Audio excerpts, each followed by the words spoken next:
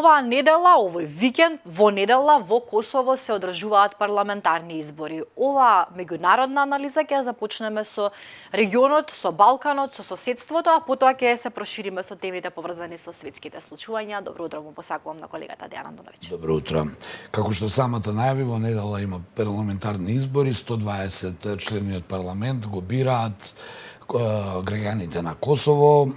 Кандидати се актуелниот премиер Курти, има уште два тројца, еден од позвучните е секако Рамош Харадинај, поранешниот премиер на Косово и поранешен командант на ОВК, значи познат на нашата јавност, тука и на јавноста во регионот пред се. Ќе видиме како сето тоа ќе биде, дали ќе биде реизбран Курти и неговото движење самоопределување, кое изминатиот период беше на власт. Тука нема многу што да зборуваме, можеме само да кажеме, да видиме дали како ќе протекне денот, ако се земе во предвид дека северниот дел на Косово, нели, србите таму, има нон-стоп тензии се случуваат. Косово не е признаено од Србија, која се уште го смета Косово како своја јужна покрајна. Од друга страна, Косово има меѓународно признавање од многу земји, но и од многу земји не е. Ке подсетам, Белград изминатиот период имаше една дипломатска акција, успешна би рекол, на отповикување на притисок врз државите кои го признале Косово, сега да го отповикаат незиното признавање и признавање на независноста. Косово е блокирано и во меѓународните институции, во некои е блокирано, во некои не.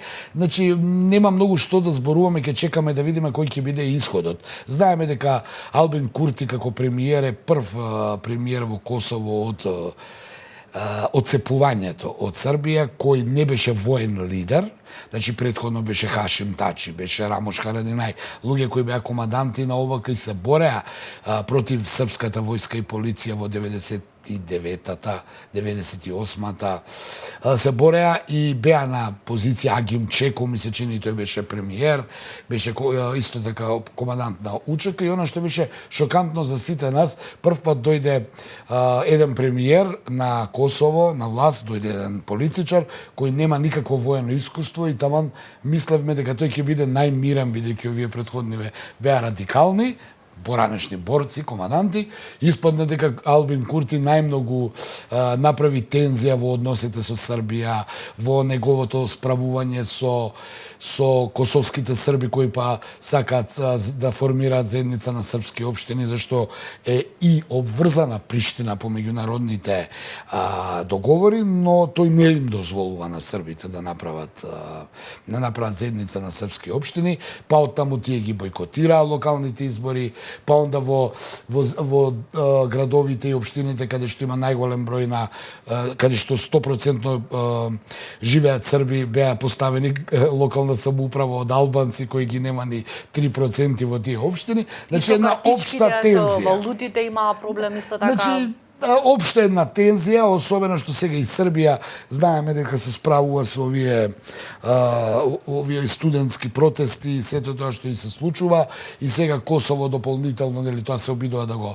искористи, прават раци, апсат луѓе кои можеби сега не можеме да навлегуваме, ние од тука имаат некакви криминални действија против косовската држава, кои пак овие не ја почитуваат како држава, туку како Јужна српска покрајна. И сега да не зборам понатаму, Косово е јасно, без крај, ние се граничиме со нив, метод на сврзани садови, ќе видиме во недела што ќе биде, реков метод на сврзани садови, кога нешто се случува во соседството и на вас ќе влијае на некој начин, да се надеваме дека се тоа ќе помине демократски, во мирна атмосфера, и ќе видиме како тоа ќе заврши. Регионот е таков каков што е, Србија има протести, Косово има избори, нерешен, да кажеме, статус во односот со Србија, има тензии, Република Српска исто така со Босна и Херцеговина.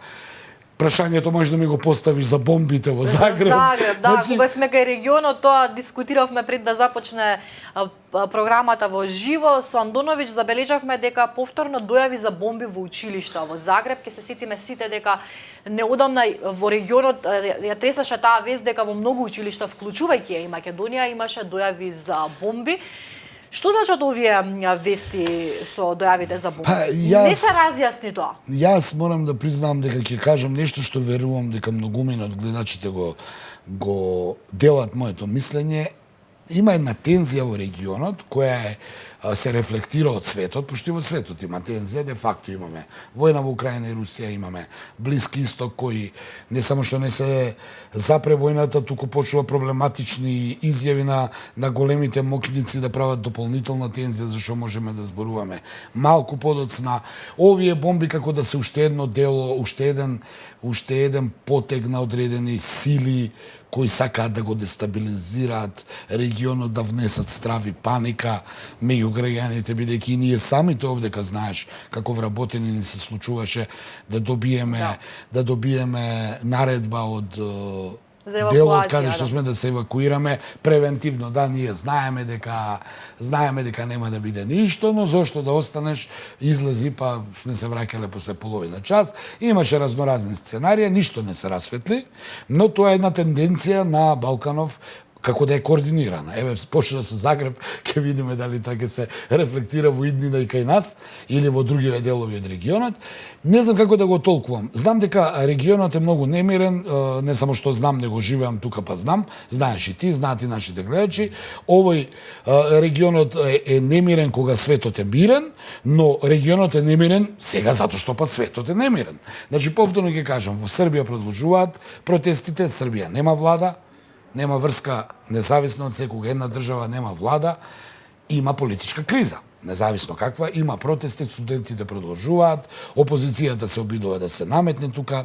Од друга страна на Косово имаме парламентарни избори, по дефиниција парламентарните избори во балканските држави секогаш поминуваат со оспорување на изборните резултати. Албин Курти и неговото самоопределување која е на власт, доста радикална политика почна да води. Тој вчера изјави дека кога имате вакви соседи, треба да имате отворени очи, секогаш пушка која треба да е, нели, за одбрана. Имаше такви некои изјави во предизборните митинзи, така да ќе видиме како ќе биде унела, да се надеваме дека ќе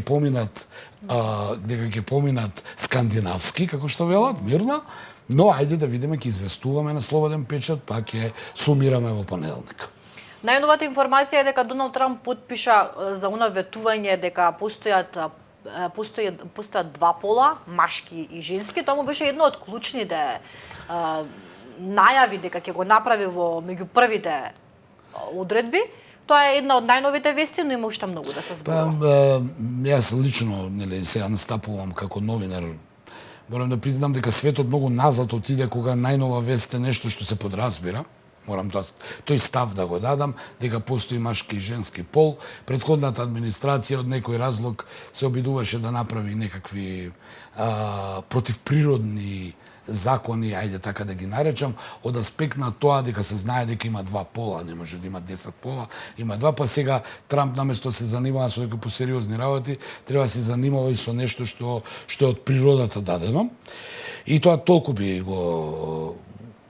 би го коментирал, особено што изминатиот период, според тврдењето на неговата администрација и медиумите, поради тие, нели, квоти на да имат одреден број на таква зедница, ваква зедница, зедница која не знае што е и не знам што, беа вработувани на одредени позиции, па еве излезе информацијата дека неодамнешната трагедија на авионот и хеликоптерот над Вашингтон ја направиле некомпетентни лица кои биле со таква сексуална ориентација и биле примени по некаков клуч, а не по стручност, барем така тие велат, така да овој потпис што го дава, веројатно му е како круна на оно што го вети и да го затвори овој разговор, но тој не би се занимавал толку со тоа, тој има една друга работа, тоа е трговските војни, еве Европа му најавува дека ќе му возврати, Кина веќе му возврати, Мексико и Канада куртулија за 30 дена, тоа е едно од проблематичните негови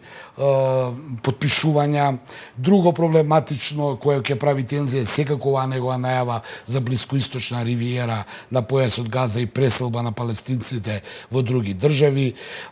Зашто Израел видовме дека Нетањаху тоа дипломатски го поддржа, и рече да вреди да се размислува за планот на Трамп, но од утринава израелската влада и наложи на армијата на израелската војска во Газа да го разгледа планот како тоа би го спровеле од аспект на преселбата на тие палестинци.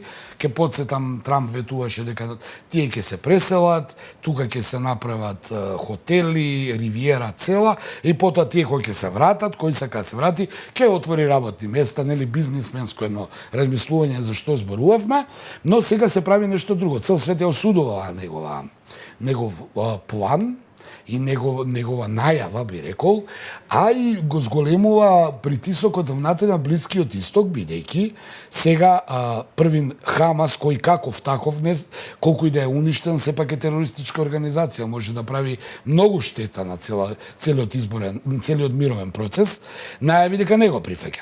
Не го прифаќаат ни останатите арапски и муслимански држави. Ќе кажем само дека една од тука клучните држави е Јордан и Египет, но Јордан особено, кој пак е најблизок со овие палестинци, кој најави дека ќе се подготви за војна доколку дојде до спроведување на планот на Трамп, се разбира, планот на Трамп со Израел. И многу имаше интересна една изјава вчера, каде што јорданската влада изјави, јорданските генерали, ние ќе се подготвиме тогаш за војна и ќе мораме да реагираме. Знаеме дека ќе ја загубиме војната од Израел, бидејќи Израел има силна армија и поддршка од САД, но ние не можеме да стоиме на страна на оваквиот геноцид кој се подготвува врз палестинците. Тоа е таа изјава која многу ме загрижува, бидејќи тие се подготвени да влезат у војна, иако знаат дека ќе загубат, но војна е војна, во војна сите губат. И сега ќе се подсетам дека се враќаме од конфликтот арапско-израелската армија, уште од арапско-израелската војна, уште од настанувањето на Израел 1948 година, кога Јордан беше дел од арапската коалиција која војуваше против тогаш новата еврејска држава наречена Израел, и ми се чини дека се враќаме, процесиве се враќаат. Јордан би влегол во војна, ако влезе Јордан ќе се вмеша можеби Египет, Иран тоа ќе го искористи, Ирак тоа ќе го искористи. Тие ќе се ланчано. Од друга страна, американците и русите се повлекуваат од Сирија. Сирија колку и да има нова влада, таа е сепак со проблематично минато, биле со Ал-Каеда, не биле со Ал-Каеда, како геостратешки да се трга војската и се подготвува за нешто друго. И на американците и на русите. И ако го земеме првиот разговор што го зборевме дека потпишал дека постојат два пола, мене почнува да ми делува дека светов се враќа во рикверц, не оди напред, да го се враќа назад. Зарем треба некој да ми каже дека имаме машки и женски два пола, или Јордан повторно да влегува во еден конфликт со Израел, што треба да е веќе надмината работа и тие како соседи да имаат добри односи. Сето тоа ради палестинците кои велат едино решение е палестинска држава. Од друга страна, планот на Трамп со ривиерата покажува дека тие не планираат да им дадат на палестинците држава, што ќе испадне дека ова кревко примирие тогаш повторно ќе почне, ќе експлодира и ќе има нова војна. Андоновиќ, благодарам. Имавте прилика да погледнете уште една утринска анализа за последните најактуелни светски случувања. Продолжуваме со нашата програма. Знаете што следува по меѓународната анализа, каде во слободно време. Уживајте.